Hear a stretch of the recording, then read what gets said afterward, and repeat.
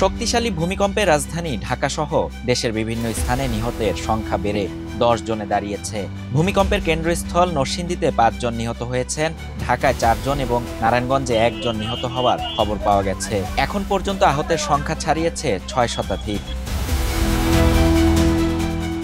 21 November শুক্রবার সন্ধ্যায় গণমাধ্যমকে এসব তথ্য জানিয়েছেন দুর্যোগ ব্যবস্থাপনা অধিদপ্তরের পরিবীক্ষণ ও তথ্য ব্যবস্থাপনা অনুবিভাগের পরিচালক নিতাই চন্দ্র দে সরকার। এর আগে শুক্রবার সকাল 10:38 এ ভূমিকম্প অনুভূত হয়। রিক্টার স্কেলে ভূমিকম্পটির মাত্রা ছিল 5.7।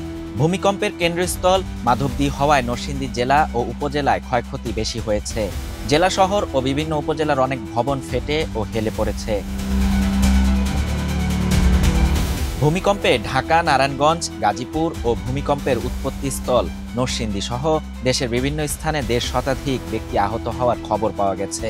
নরসিংদীতেই আহত হয়েছেন শতাধিক। আহতদের মধ্যে কয়েকজনকে উন্নত চিকিৎসার জন্য ঢাকা মেডিকেল কলেজ হাসপাতালে পাঠানো হয়েছে। এছাড়া গাজীপুরে ভূমিকম্পের সময় হুড়োহুড়ি করে নামতে গিয়ে কয়েকটি পোশাক কারখানার শতাধিক শ্রমিক আহত হয়েছেন।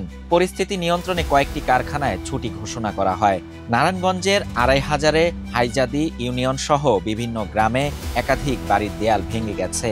এতে অন্তত 6 জন আহত হয়েছেন।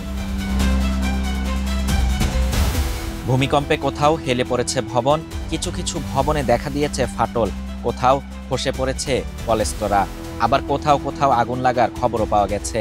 ভারতীয় ও বার্মা টেকটনিক প্লেটের সংঘর্ষ এবং বাংলাদেশের ভূতাত্ত্বিক অবস্থান পর্যালোচনা করে বিজ্ঞানীরা জানিয়েছেন যে কোনো মুহূর্তে দেশে বড় মাত্রার ভূমিকম্প আঘাত হানতে পারে। এ ধরনের শক্তিশালী ভূমিকম্প হলে রাজধানী সহ পুরো ঢাকা বিভাগে ব্যাপক ক্ষয়ক্ষতি হবে। উচ্চ ঝুঁকিতে রয়েছে সিলেট ও চট্টগ্রাম বিভাগ। শাহরিয়ার শাফাত, বাংলা নিউজ 24।